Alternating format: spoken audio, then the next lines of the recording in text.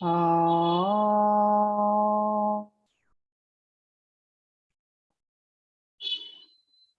ఆ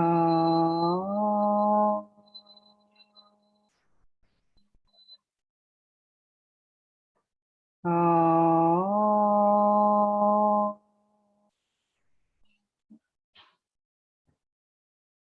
ఆ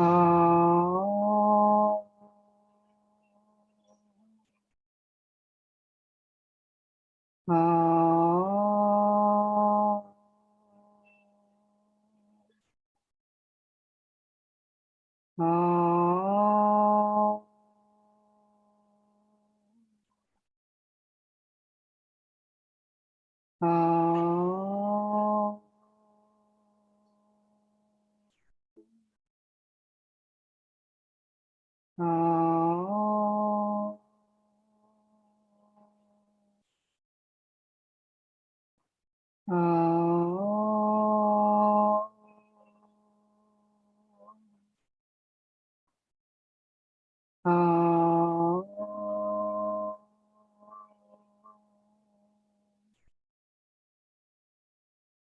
ఆ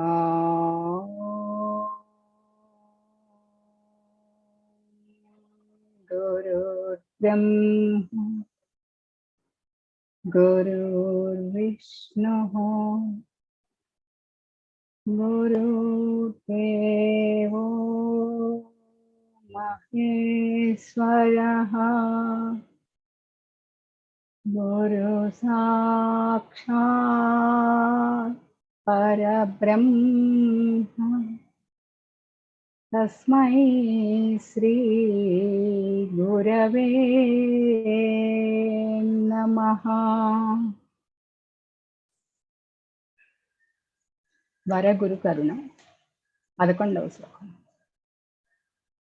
కలిమల భంజనమై కాకుత్సమై కంజదళాయతాక్షుతోచే కంటి పాపయం వెరుక కలవంటిది జగము కల్లయైనది కృష్ణ పటలము కరుణింప కాకోల భీకర కాకవిష్టమైన తెరుక తెలిసి తానరుగక వరగురు కరుణలేక బయలెట్లగు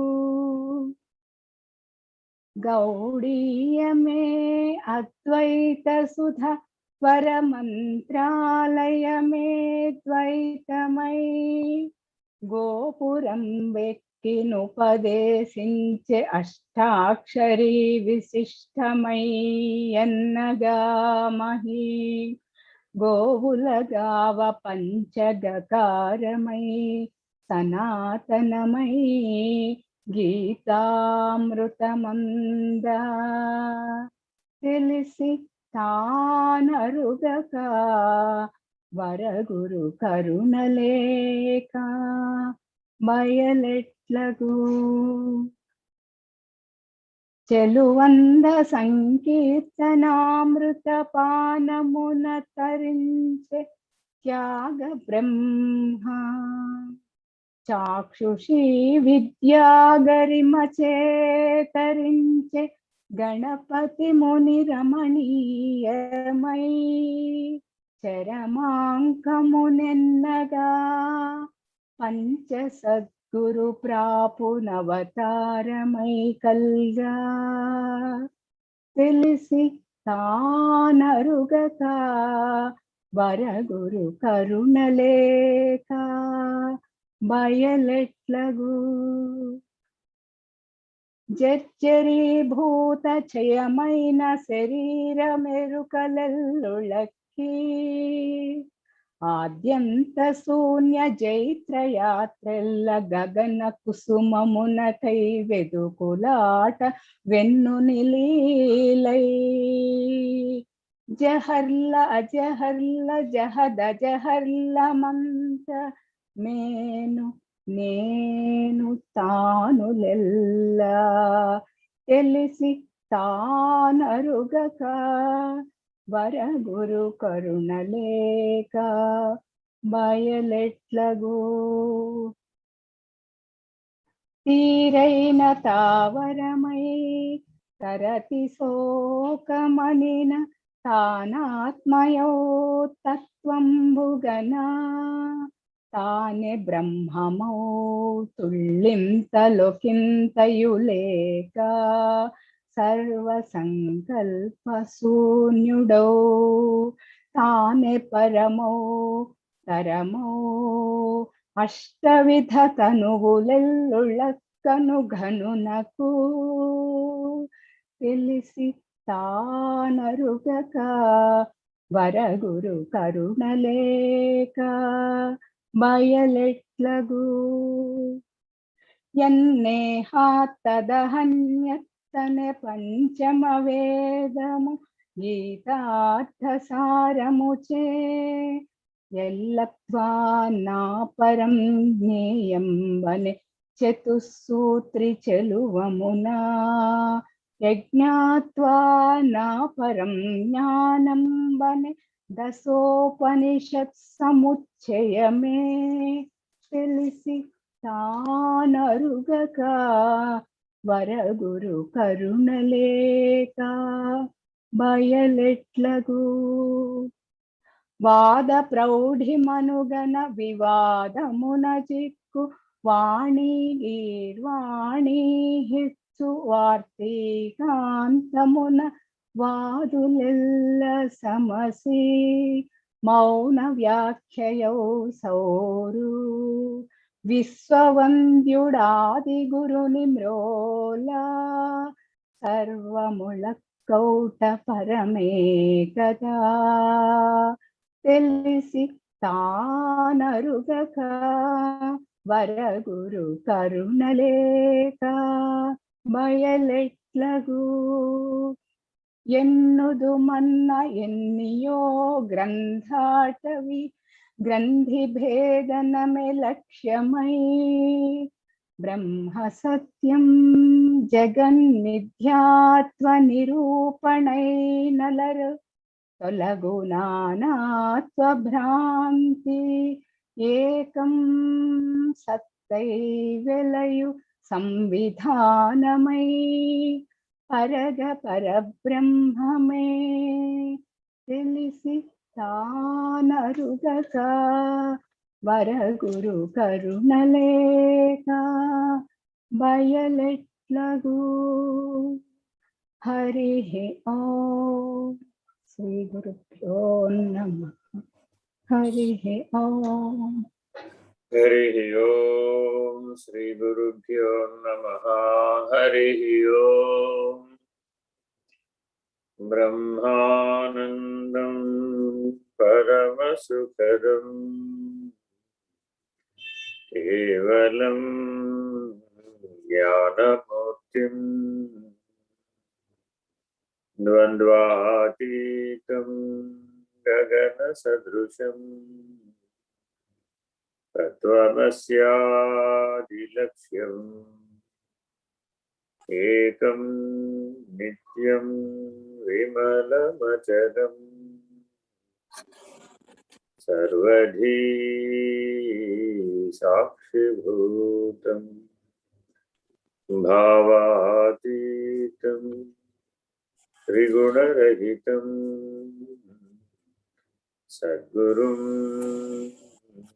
తం నమామి. నమో బ్రహ్మాదిభ్యో బ్రహ్మ విద్యా సాంప్రదాయ కర్తృభ్యో వంశ ఋషిభ్యో మహాభ్యో నమో గురుభ్యః. సర్వోపప్లవరహిత విజ్ఞానఘన ప్రత్యగర్భో బ్రహ్మైవాహమస్మి. అహం పదార్థరహితః సదాశివసమారంభాః సశంకరమధ్యమా అస్మదాచార్యపర్యంతా వందే గురుపరంపరా. హరి ఓం శ్రీ గురుభ్యో నమః. హరి ఓం. చదవండి.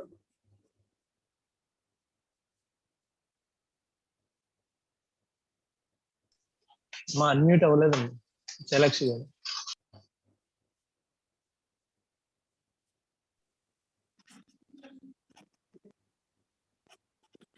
తస్యాధికం జ్ఞానం దృష్ట్వా జ్ఞాత్వా సా స్వయం నహి నశ్యత్యత్రైవ నిశ్శేష యథా భస్మాసురస్తథా.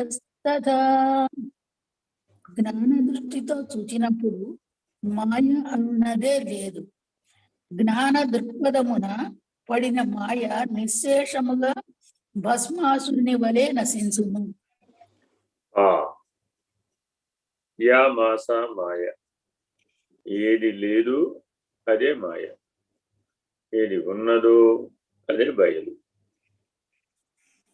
మాయన్న మనసన్న ఎరుకన్న లేనివి కదా అని పెద్దల వాక్యం.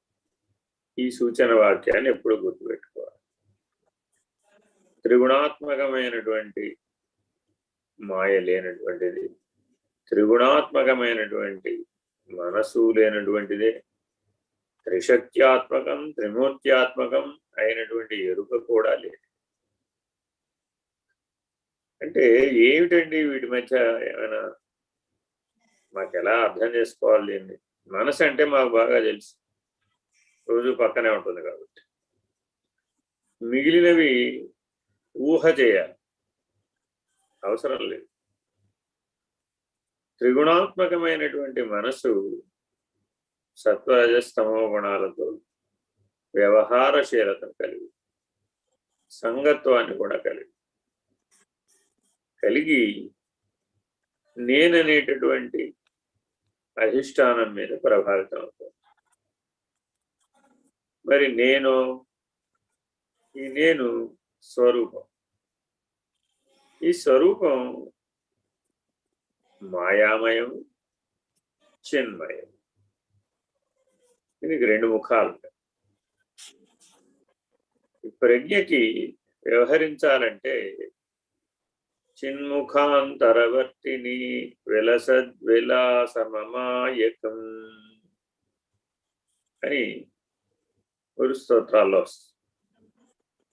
ఎలా వర్తిస్తుందట ఈ ప్రజ్ఞ? చిన్ముఖాంతరవర్తి, చిత్ అనేటటువంటి ముఖంతో వర్తిస్తుంది. సత్ అనేటటువంటి ముఖంతో కదలక ఉన్నది, వ్యవహరించకుండా ఉన్నది, వ్యవహార సాక్షిగా ఉన్నది, సమిష్టి వ్యవహార సాక్షిగా ఉన్నది. అంటే అచల సాంప్రదాయంలోకి వచ్చేటప్పటికి ఇక్కడ జీవుడు అంటే 84 లక్షల జీవరాశులలో ఉన్న జీవుడు. అంతేగాని వ్యష్టి నామరూపాలకు సంబంధించినటువంటి నేను కాదు. ఈ నేను ఎటువంటిది అయ్యా అంటే 84 లక్షల జీవరాశులలో ఉన్న నేనేదైతే ఉందో ఆ నేను జీవుడు. అంటే ఏదైతే ఆత్మజ్ఞానంలో ప్రత్యేగాత్మగా బ్రహ్మముగా చెప్పబడే నేనుందో అదే నేను అచల సాంప్రదాయంలో జీవుడుగా చెప్పు. ఎందుకని? ఆ నేననే ఆధారం లేకపోతే పిండాండము లేదు, బ్రహ్మాండము లేదు. పిండాండ వ్యవహారము లేదు, బ్రహ్మాండ వ్యవహారం. ఆ రెండింటికి ఆ నేనే అధిష్టానం. మరి ఇప్పుడు ఈ శరీరంలో నేనున్నాను కదా, నేను శరీరం కంటే వేరేనా, నేను శరీరం ఒకటేనా అన్న ప్రశ్న ఆత్మానాత్మ వివేకం దగ్గర చెప్పినప్పుడు శరీరం అనాత్మని, నేను ఆత్మస్వరూపుడునని విచారణ ప్రాథమికంగా చెప్తాం. ఎవరికైతే ఆత్మజ్ఞానం కలిగిందో, ఆత్మనిష్ట కలిగిందో అతడికి ఏం తెలిసిందయ్యా అంటే అన్నీ నాలో అంశీభూతములే కదా, అంతటా ఉన్న నేను కదా ఆత్మ అంటే. మరి అప్పుడు శరీరం నాలో లేదా, ప్రపంచం నాలో లేదా? అన్నీ నాలోనే ఉన్నాయి. నేను కానిది అసలు రెండవది లేనే లేదు. ఈ స్థాయికి వచ్చేసాడు. ఇప్పుడు నువ్వెవరవయ్యా అంటే నేను బ్రహ్మము. పిండాండమంతా కూడా నేనే ఉన్నాను, బ్రహ్మాండమంతా కూడా నేనే ఉన్నాను, పంచభూతాలంతటా కూడా నేనే ఉన్నాను, మండలత్రయాలలో కూడా నేనే ఉన్నాను. ఏ నేనైతే మండలత్రయాలలో ప్రకాశ రూపంలో ఉన్నదో ఆ ప్రకాశమే ఈ పంచభూతాలకు కారణం. మరి కార్యకారణములు ఒకటే కదా, కారణంలో లేనిది కార్యంలో సంభవించడం లేదు కదా. ఎలా చెప్పగలరండి? నీకు అర్థమయ్యే ఉపమానం చెప్పాలి అంటే తల్లి తండ్రికి ఉన్న లక్షణాలే కదా పిల్లలకు కూడా వస్తున్నాయి. కొత్త లక్షణాలు ఎక్కడి నుంచి వస్తాయి? కొత్త జీన్స్ ఎక్కడి నుంచి వస్తాయి? కొత్త ప్రత్యేకమైన సందర్భాలు ఎక్కడి నుంచి వస్తాయి? సంస్కారాలు ఎక్కడి నుంచి వస్తాయి? వాసనలు ఎక్కడి నుంచి వస్తాయి? మరి వీటన్నింటిలో తల్లి తండ్రి పిల్లలతో భాగస్వామ్యమై ఉన్నారు కదా. కారణము కార్యము అదే లక్షణంతో ఘటకుడ్యాదికం సర్వం మృత్తికా మాత్రమేవ చ తద్వద్బ్రహ్మ జగత్సర్వం ఇది వేదాంత డిండిమః అని బ్రహ్మజ్ఞానావళి మాల. ఏమయ్యా, బ్రహ్మమును ఆరంభవాదం చేత గాని, వివర్తవాదం చేత గాని, పరిణామవాదం చేత గాని, తటస్థవాదం చేత గాని నువ్వు నిరూపించావు కదా. ఇవన్నీ ఎన్ని చెప్పినా ఇందులో నుంచే జగత్తు వచ్చిందనంటే బ్రహ్మముకు ఏ లక్షణాలు ఉన్నాయో జగత్తు కూడా ఆ లక్షణాలే. బ్రహ్మము జగత్ అంతా వ్యాపకమై ఉన్నప్పుడు జగత్తు బ్రహ్మము వేరుగా ఎలా ఉంటారు? ఉండే అవకాశం లేదు. నీ శరీరం నువ్వు వేరుగా విడిపోయి చూపెట్టండి, ఇది వీలు కావడం లేదుగా. అలాగే జగత్తుని బ్రహ్మము నుంచి వేరు చేసి చూపెట్టడం అంటే ఎలా చూపిస్తావు? కార్యకారణములు అభిన్నములు. అదే కదా అద్వైతం అంటే. భిన్నమని చెబితే అది అద్వైతం ఎలా అవుతుంది? అది అవదు. అద్వైతం అంటే అర్థం ఏంటంటే రెండులో రెండు చెప్పి అందులో ఒకదానిని కాదని ఒకటిని ఒప్పుకోవడం అద్వైతం కాదు. ఆ రెండింటినీ కలుపుకుంటేనే అద్వైతం.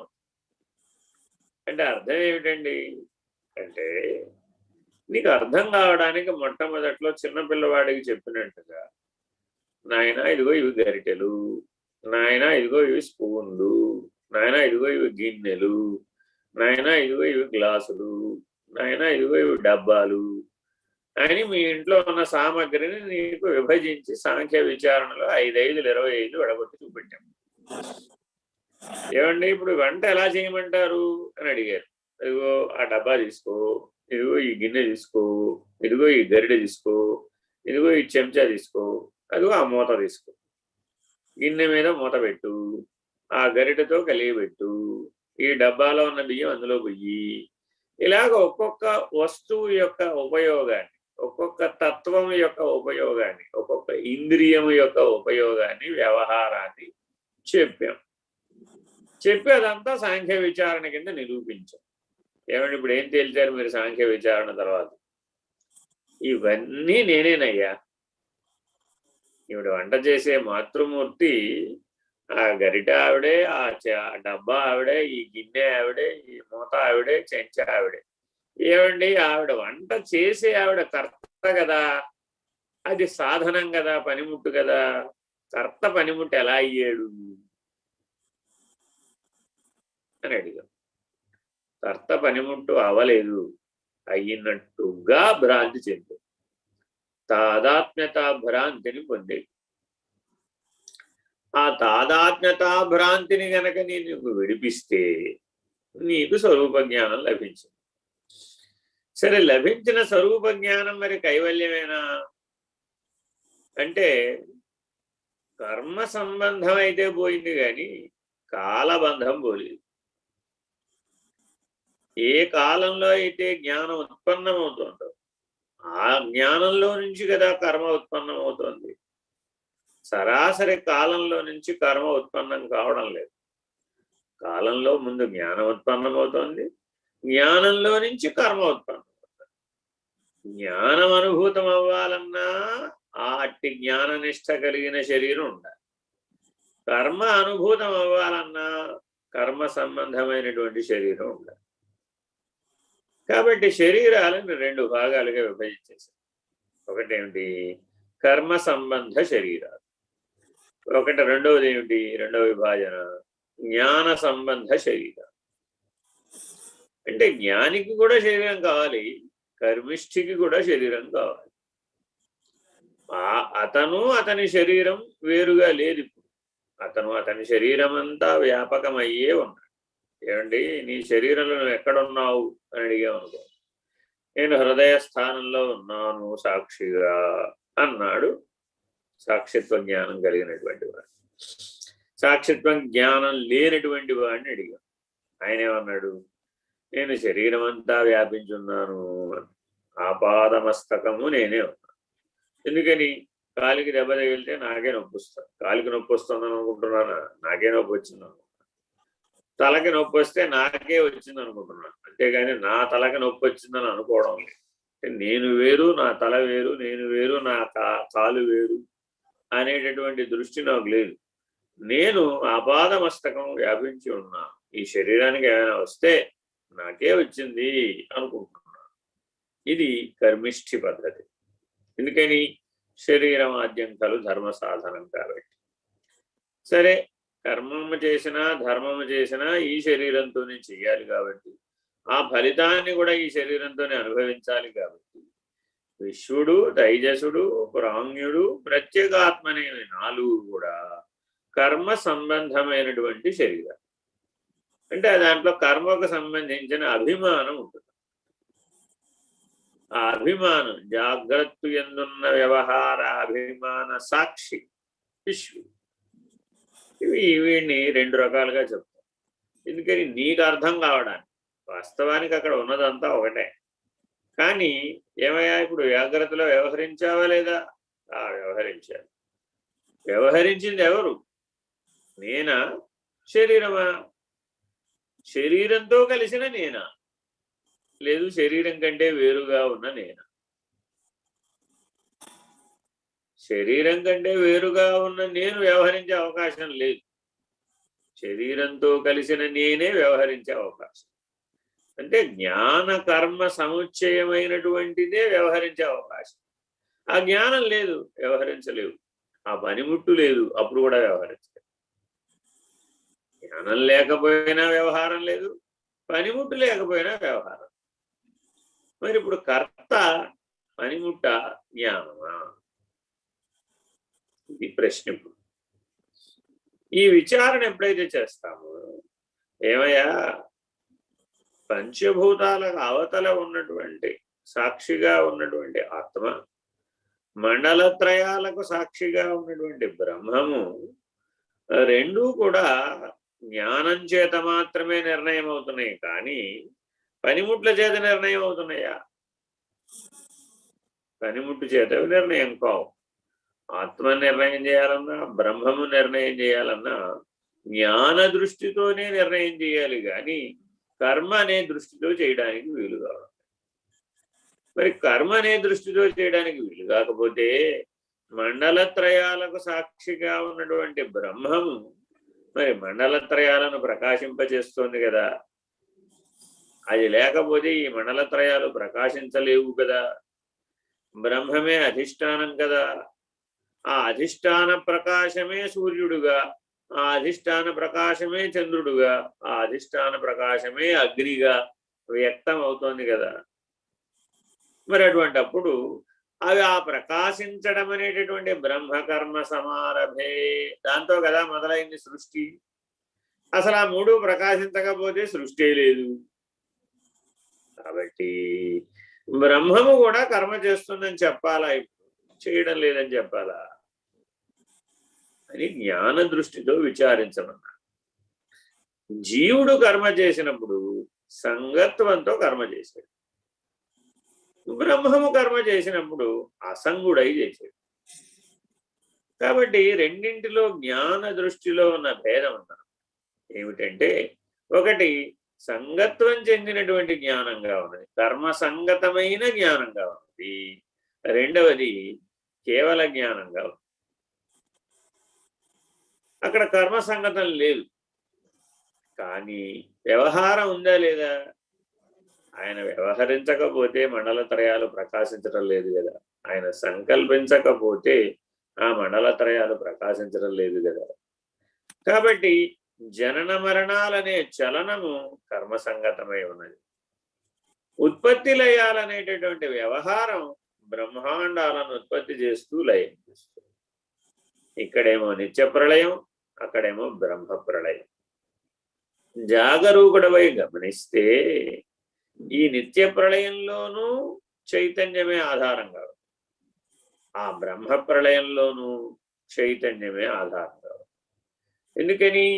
బ్రహ్మాండమంతా చైతన్యమే వ్యాపకమై ఉంది కాబట్టి, ఆ చైతన్యమే ప్రకాశ లక్షణం కూడా కలిగి ఉంది కాబట్టి జ్ఞాన దృష్టితో చూస్తే ఇక్కడ నిత్య ప్రళయమైన, అక్కడ బ్రహ్మ ప్రళయమైన చైతన్య సూత్రం మీదే ఉన్నాయి తప్ప వేరే సూత్రం మీద కనబడడం.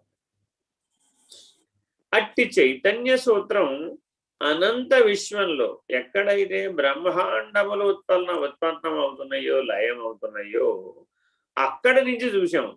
ఇంకో మెట్టి ఎక్కాం అవతల. అంటే ఈ క్షరుడు అక్షరుడు దాటి పురుషోత్తముడైనటువంటి విశ్వాధారం, విశ్వ అధిష్టానమైనటువంటి స్థితికి చేరి అక్కడి నుంచి చూసాం, ఆ జ్ఞానంతో చూసాం. అక్కడ ఉత్పత్తి స్థితి లయములనే త్రిపుటి లేదు, కేవలం ఉత్పత్తి లయం మాత్రమే ఉంది. ఎందుకు లేదండి అన్నాం. ఎందుకు లేదండి అంటే అసలు ఉత్పత్తి లయాలు కూడా అక్కడ గుర్తించడానికి వీలు లేకుండా ఉంది అన్న. ఎందుకని అంటే ఆ కాలమానంలో వీటి యొక్క కాలమానం అత్యల్పమై ఉన్నది. అంటే అర్థం కావాలి అంటే కుసుళ్ళు పుడతాయి వర్షం వచ్చే ముందు. కుసుళ్ళు వచ్చినాయంటే వర్షం వస్తుందని గుర్తు. కాసేపట్లో ఒక గంట వాటి జీవితం, లైట్ చుట్టూ తిరుగుతాయి. ఈ లోపల వర్షం వస్తుంది, వాటి రెక్కలు తడిసిపోతాయి, టపటపా నేల రాలిపడిపోతాయి, ఒక గంటలో చచ్చిపోతాయి. 100 సంవత్సరాల ఆయుర్దాయం కలిగినటువంటి మానవుడు గురించి ఉసుళ్ళు తెలుసుకోవాలనుకుంటాడు. ఎప్పటికైనా సాధ్యమవుతుందా? ఒక గంటే దాని జీవితం అంతే. పుట్టడం అప్పుడే, పెరగడం అప్పుడే, రెక్కలు రావడం అప్పుడే, ఎగరడం అప్పుడే, లైట్ చుట్టూ తిరగడం అప్పుడే, వర్షం రావడం అప్పుడే, వాటి జీవితం అయిపోవడం కూడా అప్పుడే. ఒక గంటలో దాని మొత్తం చరిత్ర అయిపోతుంది. ఉత్పత్తి నుంచి లయం దాకా స్థితి కూడా అయిపోతుంది. ఉత్పత్తి స్థితి లయాలు 3 ఒక గంటలో అయిపోతుంది. మరి ఆ ఉసుళ్ళు అనేటటువంటి కీటకం మానవుడి జీవితం గురించి తెలుసుకోవాలని అనుకుంటాను.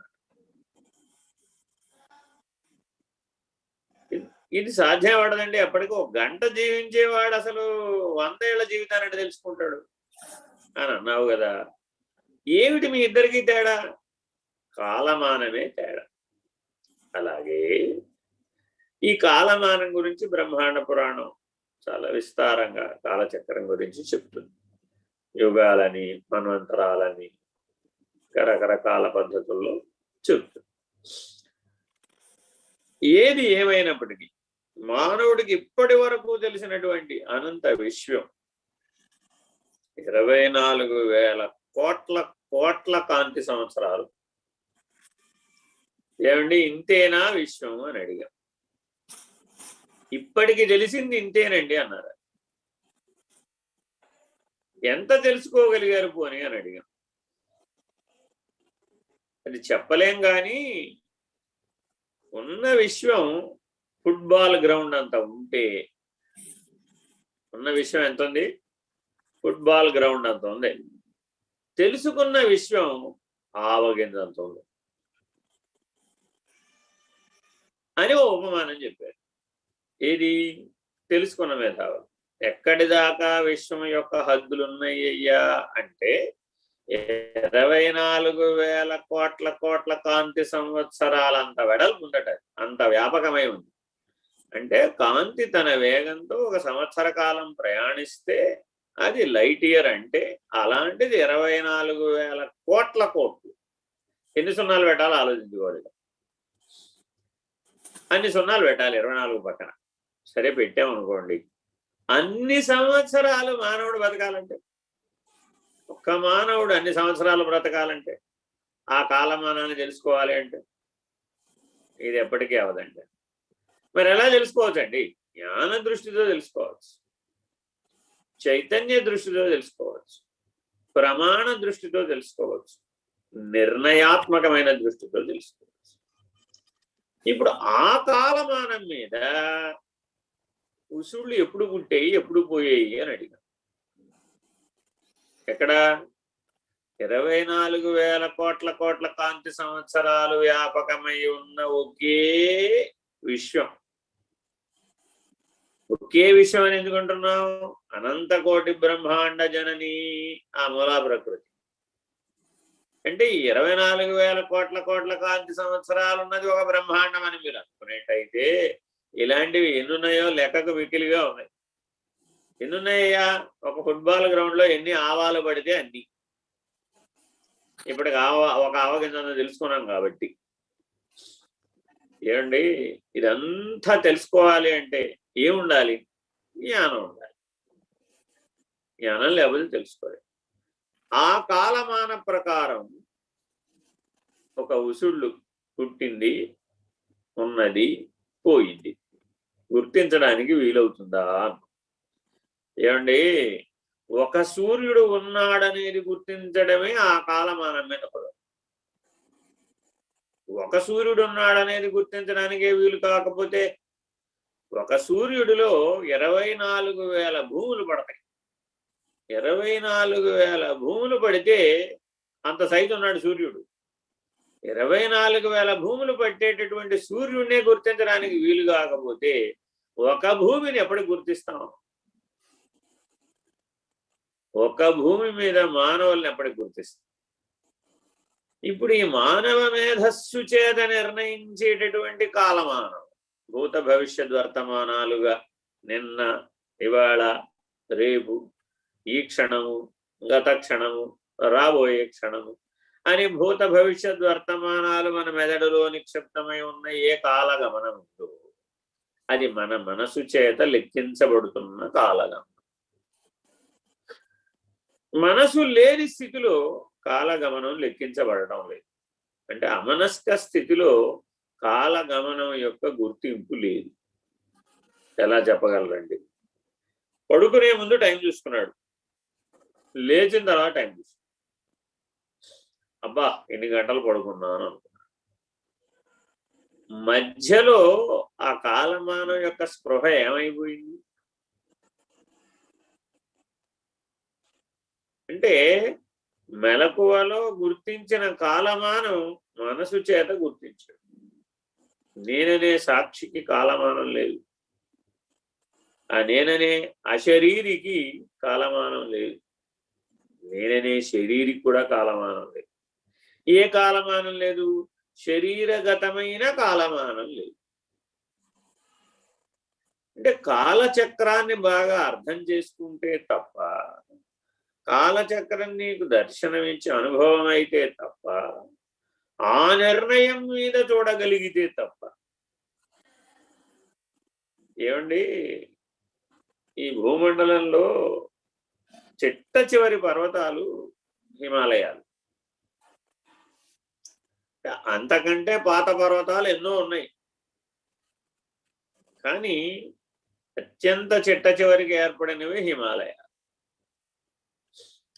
మరి భారతదేశంలో చెప్పినటువంటి సనాతన ధర్మంలో చూస్తే కైలాసం ఎప్పటి నుంచో ఉందని కదా.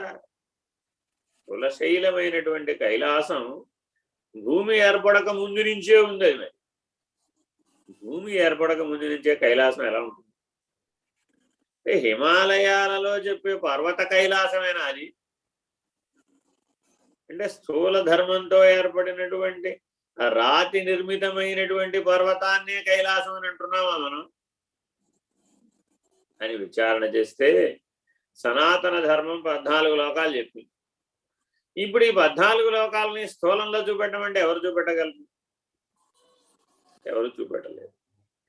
అవన్నీ మహాకారణంలో మాత్రమే తెలియబడతాయి తప్ప స్థూల సూక్ష్మ కారణాలలో వ్యష్టికి తెలియబడదు. అదంతా సమిష్టి వ్యవహారం. సమిష్టి ఎరుకతో మాత్రమే నిర్ణయించడానికి వీలవుతుంది. బ్రహ్మమనే జ్ఞానంతోనే నిర్ణయించడానికి వీలవుతుంది. త్రిమూర్తులు త్రిశక్తులు అయినటువంటి జ్ఞానంతోనే నిర్ణయించడానికి వీలవుతుంది.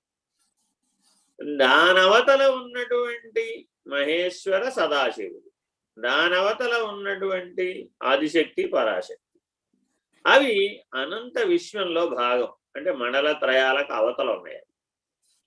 మండల త్రయాలకు యువతల 3 శక్తులు 3 మూర్తులు, దానికి సంబంధించినటువంటి సృష్టి స్థితి లయాలు.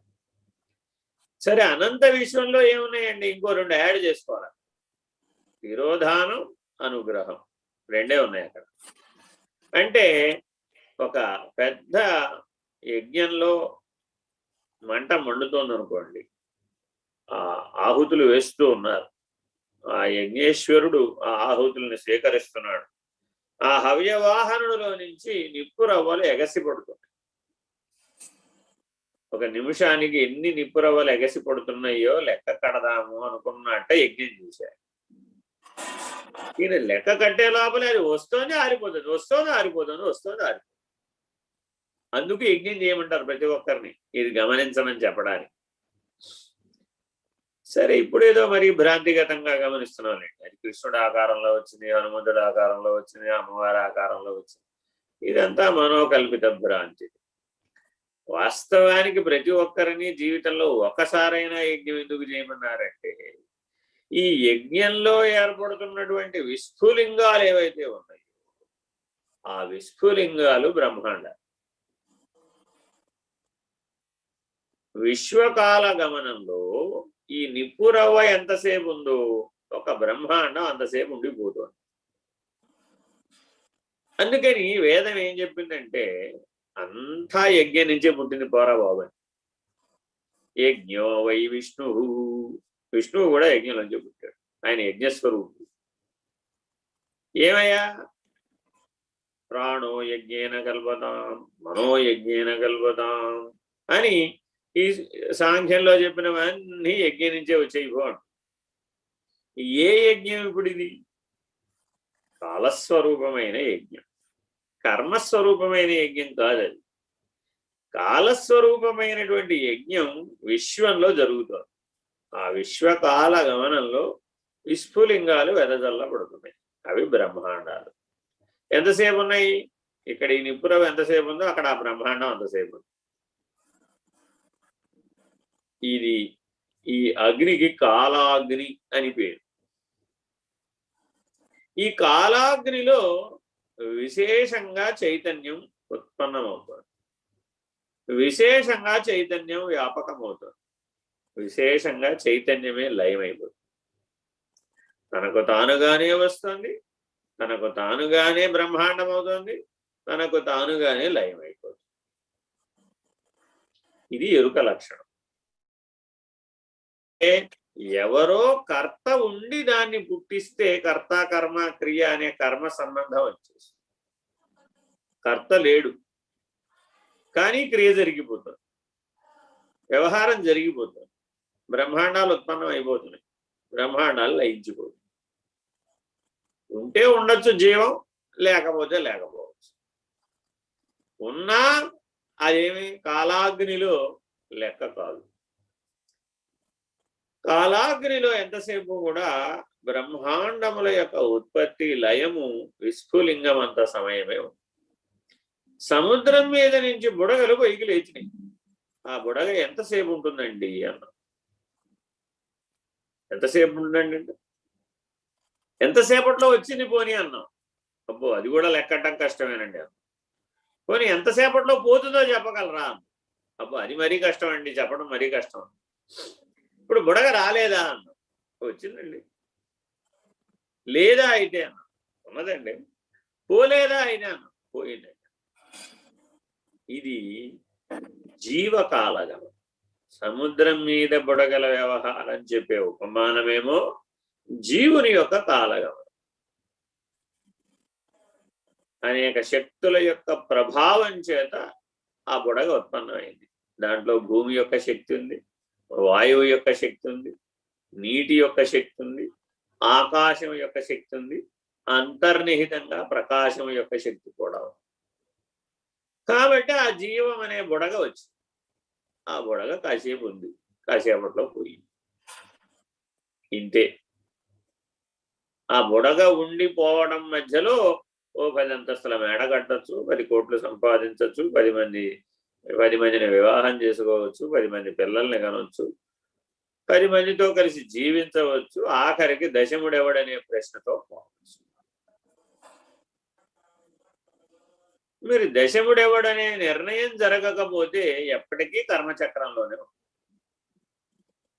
ఎవడికైతే దశముడెవడనే ప్రశ్న వచ్చిందో వాడికి మాత్రమే జ్ఞానం అవసరం, మిగిలిన వాళ్ళకి అవసరం లేదు. అతడు ఆ జ్ఞాన దృష్టితో కైవల్యాన్ని లక్షించాడు. ఏమిటండి ఈ కైవల్యం అంటే? మాయ ఎప్పుడూ లేదు, ఎరుక ఎప్పుడూ లేదు, చైతన్యం ఎప్పుడూ లేదు, ఆవరణ ఎప్పుడూ లేదు, కాలచక్రం ఎప్పుడూ లేదు, కర్మచక్రం ఎప్పుడూ లేదు. ఇవన్నీ లేదు లేదు లేదు లేదు లేదు, వేటికి ఉనికి లేదు, ఉనికి లేదు, ఉనికి లేదు, ఉనికి లేదని చెప్పడం ఏదైతే ఉందో అది కైవల్యం. ఏమంటే చెప్పేవాడికి ఉనికి ఉందా? వాడికి లేదు. ఎందుకని? ఉనికి అనేది కాలచక్రంలో ఏర్పడుతుంది, వ్యవహారమేమో కర్మచక్రంలో ఏర్పడుతుంది. అంతేగాని కాలచక్రంలో వ్యవహారం లేదు. కాలచక్రం కేవలం ఉనికిని మాత్రమే ప్రసాదిస్తుంది, కర్మచక్రం మాత్రమే వ్యవహారాన్ని ప్రసాదిస్తుంది. కాబట్టి మానవుడు జ్ఞానంతో మొట్టమొదట ఏం అధిగమించాలంటే కర్మచక్రాన్ని అధిగమించాలి. ఆ తదుపరి కైవల్యాన్ని లక్షించి కాలచక్రాన్ని కూడా దాటాలి. సరే, కాలచక్రాన్ని కూడా దాటితే ఇప్పుడు వాడికి ఏం కోల్పోయాడంటే ఉనికిని కోల్పోయాడు. కర్మచక్రాన్ని దాటితేనేమో వ్యవహారాన్ని కోల్పోయాడు, కాలచక్రాన్ని దాటితేనేమో ఉనికిని కోల్పోయాడు. ఉనికి లేని వాడేమో జన్మరాహిత్య స్థితికి చేరాడు. వ్యవహార రాహిత్యం, వ్యవహార శూన్య సాక్షి ఎవడైతే ఉన్నాడో వాడేమో జీవన్ముక్తుడయ్యాడు. జాగరూకుడుగా అర్థం చేసుకుంటే కర్మచక్రానికి ఆధారము, కాలచక్రానికి ఆధారము ఒక్క స్థానంలోనే ఉన్నాయి. అదేమిటి అంటే నేననే ఉనికి, నేననే ఎరుక, అహమనే ఎరుక, ఆత్మనే ఎరుక, బ్రహ్మమనే ఎరుక, దేహాత్మ అనే ఎరుక, అంతరాత్మ అనే ఎరుక, పరమాత్మ అనే ఎరుక, కేవలాత్మ అనే ఎరుక. ఏమంటే కేవలాత్మ కూడా ఎరుకే అవుతుందా? ఆ కింద 3 కాని ఎరుక. కింద 3 ఏమిటండి? అవి వాటి పరిమితులతో ఉన్న ఎరుక. అంటే ఈ శరీరం అనే పరిమితి మేరకే నేనున్నాను అనుకున్నాడు అనుకోండి. నా ఉనికి ఎక్కడ దాకా ఉంది? ఈ శరీరం అనే పరిమితి మేరకే ఉంది. అప్పుడు వాడు దేహాత్మ. అబ్బే నేను అన్ని దేహాలలో ఉన్నానండి, ఒక్క దేహంలో ఏమిటి? 84 లక్షల జీవరాశుల దేహాంతర్భాగమునందు నేనున్నాను. అహమాత్మా గుడాకేశ సర్వభూతాశయ స్థిత అహం ఆదిత్య మధ్యంత్య భూతానాం అంత ఏవచ. ఒక శ్లోకంలోనే ఈ 4 చెప్పేశాడు ఆయన.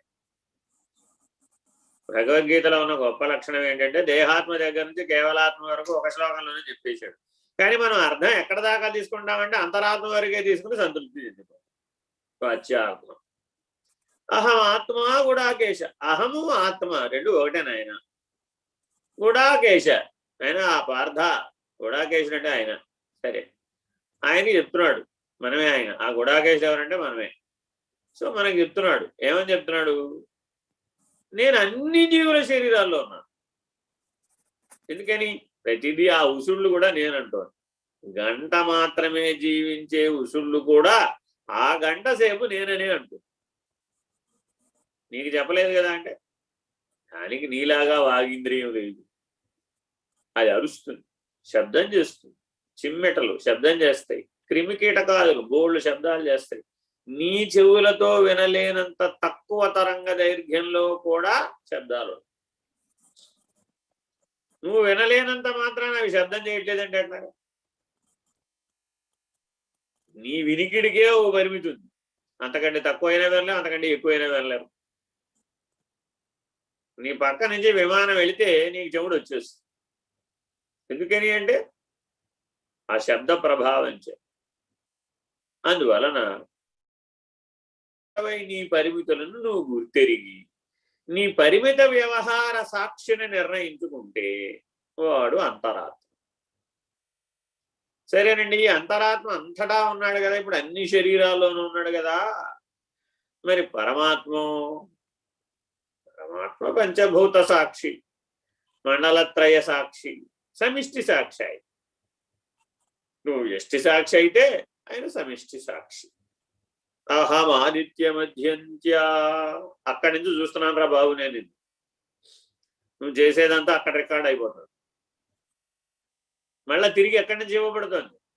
ఎక్కడికి పోతుందో అక్కడి నుంచి ఇవ్వబడుతుంది. సముద్రంలో జీవులు చనిపోయినాయి, ఎక్కడికి పోతాయి? సముద్రంలోకి పోయినాయి. మళ్ళీ ఎక్కడ పుట్టాయి? మళ్ళా సముద్రంలోనే పుట్టినాయి. మళ్ళీ ఎక్కడ పెరిగాయి? సముద్రంలోనే పెరిగినాయి. మళ్ళీ ఎక్కడ పోయినాయి? సముద్రంలోనే పోయినాయి. సముద్రం ఏమైనా లెక్కెట్టిందా? ఇన్ని చేపలు ఉన్నాయి, ఇన్ని పీతలు ఉన్నాయి, ఇన్ని నక్షత్రపు చేపలు ఉన్నాయి, ఇన్ని అవి ఉన్నాయి, ఇన్ని ఇవి ఉన్నాయి అని సముద్రం ఏమైనా లెక్కెట్టిందా? ఇన్ని తిమింగలాలు ఉన్నాయి కోరి. అబ్బే, దానికి ఏం పనండి? అలా ఉన్నాడు పరమాత్మ. ఏమండి, భూమండలం మీద ఎంతమంది విద్యాసాగర్లు ఉన్నారు? There is no count. ఎంతమంది కృష్ణ పరమాత్మలు ఉన్నారు? అది కూడా కౌంట్ లేదు. ఎందుకని? శరీరం కదా. దీనికి ఉదాహరణ చెప్తాను. ఓమిత్యేకాక్షరం బ్రహ్మ వ్యాహరన్ మామనుస్మరన్ అని ఒక సూత్రం చెప్పాడు ఆయన. జ్ఞాన దృష్టిని నువ్వు పొందాలి అంటే ఓ పని చేయాలయ్యా. నువ్వు దేహాత్మస్థితి నుంచి నన్ను తెలుసుకోవాలి అంటే నిరంతరాయంగా ఓంకారాన్ని విశేషంగా భావన చెయ్యి, విశేషంగా అనుసంధానం చెయ్యి. ఎంత విశేషంగా అనుసంధానం చెయ్యాలి అంటే ఈ ఓంకారం సోహంగా మారిపోవాలట. అంతేగాని నువ్వు ప్రత్యేకించి సోహం అనకూడదు. అలా చేస్తే అది స్థూలమైన అనుసంధానం, మళ్ళీ దేహాత్మ పరిధిలోనే ఉంటావు.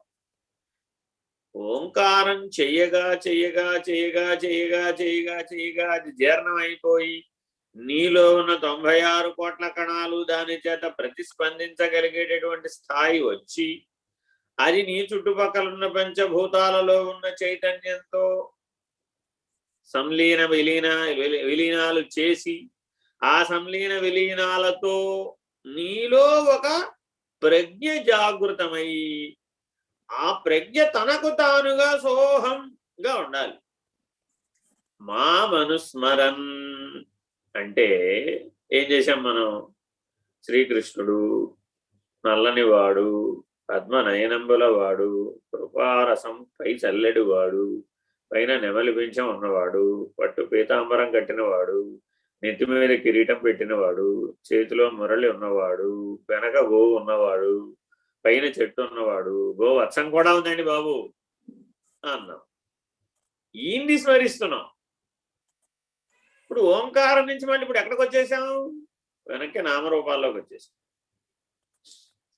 ఇప్పుడు ఓంకారాన్ని ఎందుకు పట్టుకున్నావు అసలు నువ్వు? నామరూపాలను వదులుకోవడానికి. ఎందుకని? ఓంకారానికి నామరూపాలు లేవు, అది నిర్గుణం. ఈ నామరూపాలు ఉన్నది సగుణం. వాస్తవానికి ఈ సగుణం ఆ నిర్గుణంలో భాగం, వేరుగా లేదు. కానీ అలా నీకు తెలియబడడం లేదు. అది వేరుగా ఇది వేరుగా ఉందనేటటువంటి ద్వైధీ బుద్ధిలో ఉన్నావు. అది పోగొట్టుకోవడానికి ఓంకారోపాసన చేయమన్నారు. ఆ ఏకాక్షరమైనటువంటి బ్రహ్మమును శబ్ద బ్రహ్మముగా ఉపాసించి నిశ్శబ్ద బ్రహ్మాన్ని తెలుసుకోమన్నాం. నిశ్శబ్ద బ్రహ్మాన్ని తెలుసుకునేంత వరకు శబ్ద బ్రహ్మాన్ని ఉపాసించాల్సిందే. అది దానికి అవధి. ఏమంటే నన్ను ఎంతకాలం చెప్పుకోమంటారండి ఓంకారం? ఓంకారం దానంతట అది జరుగుతూ జరుగుతూ జరుగుతూ జరుగుతూ జరుగుతూ ఆగిపో. నువ్వు ఆపకూడదు. అది జరిగి జరిగి జరిగి జరిగి సహజమైపోయి అవస్థాత్రయంలో తేడా లేకుండా మెలకువ కళ నిద్ర అనేది గుర్తించడానికి వీలు లేని దశ వరకు జరిగిపోయి, అంటే కాల ప్రమాణాన్ని గుర్తించడానికి వీలు లేనంతగా నువ్వు ఓంకారంలో మునిగిపోయి ఆ ఓంకారం ఆగిపోయి. కాల ప్రమాణాన్ని గుర్తిస్తున్నంతసేపే అది జరుగుతుంది. ఏదైనా సరే, సృష్టి అయినా అంతే, సాధన అయినా అంతే, నిత్య ప్రళయమైనా అంతే, బ్రహ్మ ప్రళయమైనా అంతే. శబ్ద బ్రహ్మం నిశ్శబ్ద బ్రహ్మం అయిపోయింది. నిశ్శబ్ద బ్రహ్మం అనేటటువంటి అనుభవం నిర్ణయము తెలిసినటువంటి వాడి దగ్గరికి వెళ్ళి, ఏమండి ఇంతకీ కృష్ణుడు తెల్లగా ఉంటాడా నల్లగా ఉంటాడు? రాముడు కాలారామ భోలారామ?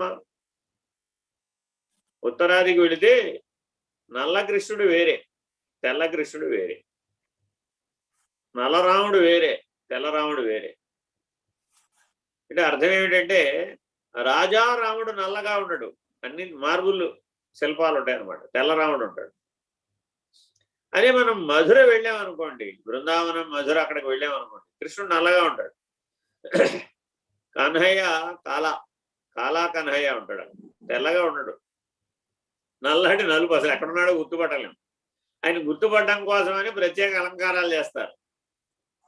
అంత నల్లటి రాయి ఉంటుంది అక్కడ. మరి ఇప్పుడు ఎందుకు ఆయనకి నల్లటి వర్ణం వచ్చింది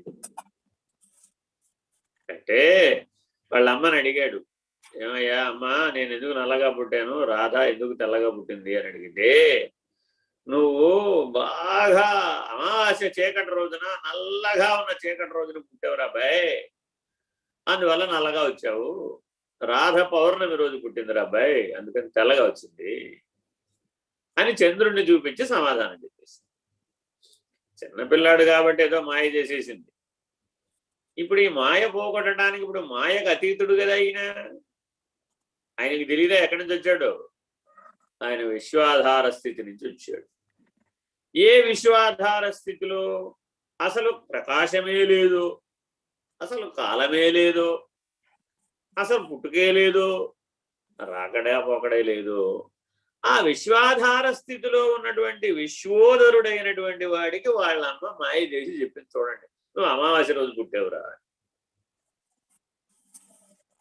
భాగవతం ఈ ఘట్టం ఎందుకు చెప్తుందంటే, ఏది జరగలేదో అది జరిగినట్లుగా చెప్పబడడం మాయ, ఏది లేదో అది ఉన్నట్లుగా చెప్పబడటం మాయ, ఏది వ్యవహరించే అవకాశమే లేదో అదే సర్వ వ్యవహారము చేస్తున్నట్లుగా చెప్పబడటం మాయ. ఇది మాయకు నిర్వచనం. మరి ఈ మాయను మాయించాలి అంటే ఏం చేయాలయ్యా? అదిగో పరమాత్మ నిర్ణయాన్ని జాగ్రత్తగా పొందు. సరే పొందేడండి, పొందితే ఏమైంది? ఇప్పుడు ఇందాక చెప్పినటువంటి శ్లోకంలో అహమాత్మా గుడాకేశ సర్వభూతాశయ స్థిత అహం ఆదిత్యమధ్యంత్య భూతానాం అంత ఏవచ. భూతానాం అంత ఏవచ అంటే అర్థం ఏమిటి? పంచభూతాలని చెప్తున్నాడా? 84 లక్షల వాటి వల్ల ఏర్పడిన 84 లక్షల జీవరాశులు అని చెప్తున్నాడా? పాంచభౌతికమైన ఒక దేహం గురించి చెప్తున్నాడా? పంచభూత తత్వాలు అపంచీకృత స్థాయిలో కూడా ఉన్నాయి. అట్టి అపంచీకృత పంచభూతాలు లేనివని చెప్తున్నాడా? ఒక్క మాటతో ఈ చివరి నుంచి ఆ చివరి వరకు కలిపేశాడు. పంచభూతాత్మకమైన శరీరమైన ఎరుకే, పంచభూతాత్మకమైన 84 లక్షల జీవరాశులైన ఎరుకే, పంచభూతాలుగా కనబడుతున్నటువంటి సృష్టి అది కూడా ఎరుకే, దానికి అవతల ఉన్నటువంటి అపంచీకృత పంచభూతాలు ఏవైతే ఉన్నాయో పంచ మహాభూతాలు, సాంఖ్య విచారణలో చెప్పబడిన తన్మాత్రలు అది కూడా ఎరుకే. అదంతా కేవలాత్మలో లేనివి, కేవలాత్మన నిర్ణయానికి వచ్చేసేటప్పటికి ఇవన్నీ లేనివనే నిర్ణయాన్ని కలిగి ఉంటాడు. ఇవన్నీ లేనివనే నిర్ణయాన్ని కలిగి ఉంటే కైవల్యం వచ్చినట్టేనండి, కైవల్య నిర్ణయం అయినట్టేనండి. దాదాపుగా అయినట్టే. చూడండి, అయినట్టే అని ఒప్పుకోవట్లే, ఇంకా దాదాపుగా అయినట్టే. ఎందుకని? అడ్డంకులన్నీ తొలగిపోయినాయి, ఎరుక విడిచేసింది. మరి బయలు నిర్ణయం అయినట్టే కదండి ఎరుక విడిచేస్తే. దాదాపుగా అయినట్టే. ఎందుకనిట?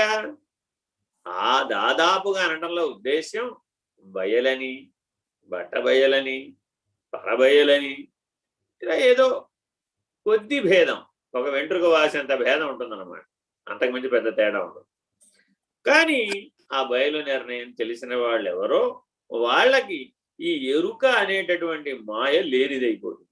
ఇప్పుడు దాన్ని లేకుండా చేసింది ఎవరు అంటే తనకు తానే వచ్చింది, తనకు తానే వ్యవహరించింది, తనకు తానే లేకుండా పోయింది. ఏమండి, భస్మాసురుడికి వరం ఇచ్చింది ఎవరు? ఈశ్వరుడు. ఆయన వరం ఇస్తే కదా ఈ భస్మాసురుడికి ఆ శక్తి వచ్చింది. చూడండి, ఇక్కడ ఉపమానం ఏం చేశాడు? భస్మాసురుని వలె నశించును అన్నాడు.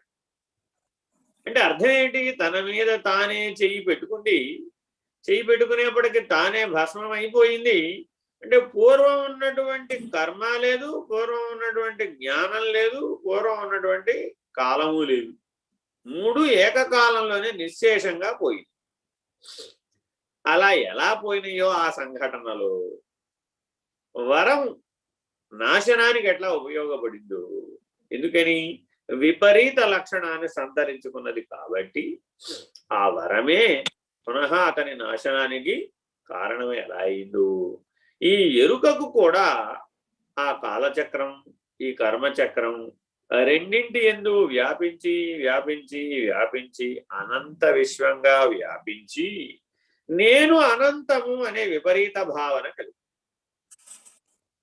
అనంతము అంటే ములుగురుచ్చ సందు లేక అంతటా ఉండాలి కదా, నీరంధ్రమై ఉండాలి కదా, నీరవమై ఉండాలి కదా, నిరీహమై ఉండాలి కదా. కానీ మరి ఎరుకకి ఈ మూడు లక్షణాలు లేవే. అది ములుగురుచ్చ సందు లేక లేదు. ఎందుకని? ఇందాకే చెప్పా, ఒక ఫుట్బాల్ గ్రౌండ్ అంత ఉందట. ఫుట్బాల్ గ్రౌండ్ అవతల బయలు, ఫుట్బాల్ గ్రౌండ్ లోపల బయలు, ఫుట్బాల్ గ్రౌండ్ లో ఉన్న ఆవగింజ దాంట్లో కూడా బయలుంది, ఆవగింజకి బయట బయలుంది. ఇక్కడ అక్కడ అని లేకుండా ములుగురుచ్చ సందు లేక ఉన్నదేమో బయలు. ఒక పరిమితి కలిగినటువంటిది ఎరుక. కాలచక్రం అనే పరిమితి కలిగినటువంటిది ఎరుక. దేశం అనేటటువంటి పరిమితి కలిగినటువంటిది ఎరుక. వ్యవహారం అనేటటువంటి పరిమితి కలిగినటువంటిది ఎరుక. పేర్లు అనేకం పేర్లు పెట్టాం, అది అర్థం కావటం కోసం పెట్టిన పేర్లే. జాగరూకుడవై గమనించి దానవతల బయలు స్థితి యందు అనంత విశ్వం ఆవగింజంత. అనంత విశ్వమే ఆవగింజంత అంటే అందులో బ్రహ్మాండాలు, అందులో పిండాండాలు, ఆ పిండాండం చేసిన పనులు, ఆ పనులకు వచ్చిన సుఖ దుఃఖాలనే ఫలితాలు ఏమైనా ఉన్నాయంటావా? బాగా ఏడ్చాడు పిల్లాడు, బొమ్మ కావాలి, బొమ్మ కావాలి, బొమ్మ కావాలి. వాళ్ళమ్మ రేపు ఇస్తాను లేరా, రేపు వెనుకెళ్తాను లేరా, ఇవాళ కాదు లేరా, రేపు వంట లేరా అని ఎట్టా వంట వాడు మాయ చేయడానికి ట్రై చేసి ఏడ్చాడు ఏడ్చాడు ఏడ్చాడు ఏడ్చాడు పడుకున్నాడు.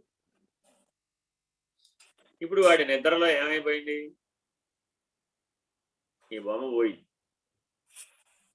మరి అప్పటి వరకు ఏడ్చాడు కదా, మరి ఆ నిద్రావస్థలో కూడా ఈ బొమ్మ ప్రభావం ఉండాలి కదా, లేదు. ఏడ్చి ఏడ్చి డసిపోయాడు, అన్నం కూడా తినలేదు, అలాగే పడుకున్నాడు. వీళ్ళమ్మ మాత్రం మా అబ్బాయికి రేపు బొమ్మ కొనివ్వాలి, లేకపోతే వాడు ఇవాళ్ళలాగా ఏడుస్తాడు అని అనుకుంటూ ఈవిడ నిద్రలో మాత్రం బొమ్మ చుట్టూ తిరుగుతుంది. ఎందుకని? ఈవిడికి ప్రధానం వాళ్ళ అబ్బాయి. ఆ పిల్లాడు మాత్రం హాయిగా నిద్రపోయాడు. మళ్ళా పొద్దున్న లేచాడు. ఏరా నిన్నంతా ఏడ్చావు కదరా అని గుర్తు చేస్తేనే వాడికి గుర్తు వస్తుంది, లేకపోతే గుర్తురాదు వాడికి. ఈవిడేం చేస్తుంది, వీడు మళ్ళా ఎక్కడ గుర్తు తెచ్చుకుని ఏడుస్తాడో అని ఈవిడే గుర్తు చేసేస్తుంది, వాడు మళ్ళా రాకమదు. ఇది మాయా ప్రభావం అంటే, వేరే ఇంకేమి లేదు.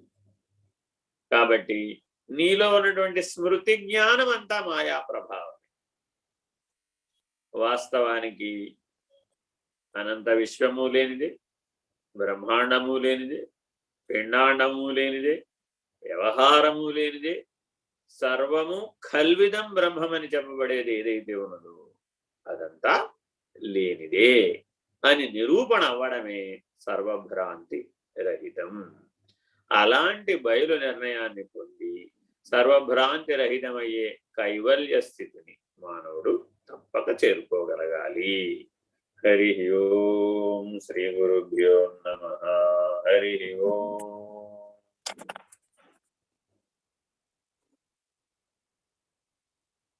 అందరికీ ఒక విజ్ఞప్తి. ఇప్పుడు మనం పాఠం చెప్పుకుంటున్నటువంటి సమయం కొంతమందికి అనువుగా లేదనేటటువంటి, అంటే సగం మంది నిద్రలో ఉంటున్నారండి, మీరేదో చెప్పుకుపోతున్నారు కానీ అన్నటువంటి ఫీడ్బ్యాక్ కూడా ఉన్నది. దీన్ని సవరించాలి అనేటటువంటి వాళ్ళు ఎవరైనా ఉంటే అది ఎక్కడికి సవరించాలి అంటే 7 to 8 బాలబోధ జరుగుతుంది. 8 to 9 చెప్పమంటారా? మీకు రాత్రి భోజనం దగ్గర ఇబ్బంది లేకుండా ఉండాలనేది అక్కడ ప్రధానమైనటువంటి నిర్ణయం. నేను కూడా చూస్తూ ఉంటాను, దగ్గర 10 తర్వాత నుంచి ఒక్కొక్కరికి ఆవలింతలు వస్తూ ఉంటాయి, కొంతమంది వస్తూ ఉంటారు, వెళ్ళిపోతూ ఉంటారు. కారణం తెల్లవారుజామున పొద్దునే లేస్తారు కదా, మరి 3:30-4 లేచి వాళ్ళు కూడా ఉన్నారు. కొంతమంది నాకు మరీ ఎర్లీగా 3కే నమస్కారం అండి అంటారు. సో కాబట్టి అప్పుడు లేచిన వాళ్ళు మరి రాత్రి 10:30, 11, 12 దాకా ఉండాలంటే కష్టం కదా. సో అలా ఇబ్బందులు ఏమైనా ఉంటే సవరించవచ్చు. ఆలోచించి చెప్పండి. అర్థమే, మీరు అందరూ ఎలా చెప్తే అలాగా. ఒక్కరికి ఇబ్బంది, ఇద్దరికి ఇబ్బంది అంటే పర్వాలేదు. ఎక్కువ మందికి ఇబ్బంది అయితే మాత్రం సవరించి 8 to 9 కానీ 8:30 to 9:30 కానీ మీ కన్వీనియంట్ని బట్టి మార్చవచ్చు. నా సంగతి పెద్దగా ఆలోచించక్కర్లేదు. నేను తురియ సంధ్య తర్వాత వరకు నాకు గురువాక్యం తురియ సంధ్య తర్వాత పెడతాడు కృష్ణప్రసాద్. అది అప్పుడు చూసి అది ఎస్ అనో మార్పో చేర్పో ఏదైనా ఉంటే చెప్పి అది అవునన్నాక పడుకుంటాం. ఇది సహజం. మళ్ళీ 3 గంటలకి మన వాళ్ళందరూ నమస్కారం చెప్తారు. అది అప్పటి నుంచి మళ్ళీ మామూలు. సరే, పడుకోపోవడం, విశ్రాంతి తీసుకోకపోవడం అనేది పెద్ద విషయం కాదు. కానీ దానివల్ల మీ మీద కనుక వినేవాళ్ళ మీద కనుక బరువు పడితే అది మీకు భవిష్యత్తులో ఇబ్బంది. అంటే పూని నిద్ర మానగరాదు, పూని నిద్ర పోరాదు. ఈ రెండింటి వల్ల మానవుని మేధస్సు మీద బరువు పడి కొన్ని రకాలైన ఇబ్బందులు వృద్ధాప్యంలో వస్తాయి. అలాంటి సమస్యలు మీకు రాకుండా ఉండాలనేది ప్రధానమైన ఉద్దేశం. అందువల్ల నాకు జాగ్రత్తగా ఆలోచించి చెప్పండి. మీరందరూ ఎలా అంటే అలా మార్చుకోండి, ఇబ్బంది ఏమి లేదు. ఇప్పుడే చెప్పాలని, ఇప్పుడు చెప్పకూడదని నియమమే లేదు. ఈ అర్ధరాత్రి అంకమ శివాలు ఏమిటండి, అదేదో పగలు చెప్పొచ్చు కదా అనేవాళ్ళు ఉంటే అలా అయినా పర్వాలేదు, ఎలా అయినా ఏ సంధ్యకైనా పర్వాలేదు, నాకేం ఇబ్బంది లేదు. మీరందరూ ఎలా అంటే అలా మార్చుకోండి. మీరందరూ ఒకసారి ఆలోచించి చెప్పండి. హరి ఓం. నారాయణ నారాయణ.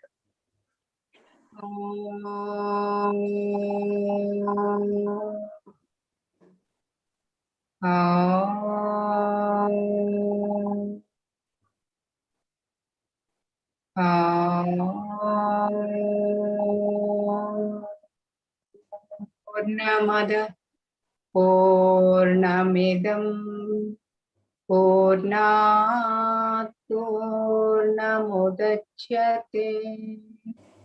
పూర్ణస్య పూర్ణమాదాయ పూర్ణమేవావశిష్యతే. ఓం తత్సత్. ఓం శాంతి శాంతి శాంతి. హరి ఓం. శ్రీ గురుభ్యో నమః. హరి ఓం. నారాయణ నారాయణ. నారాయణ నారాయణ. హరి ఓం.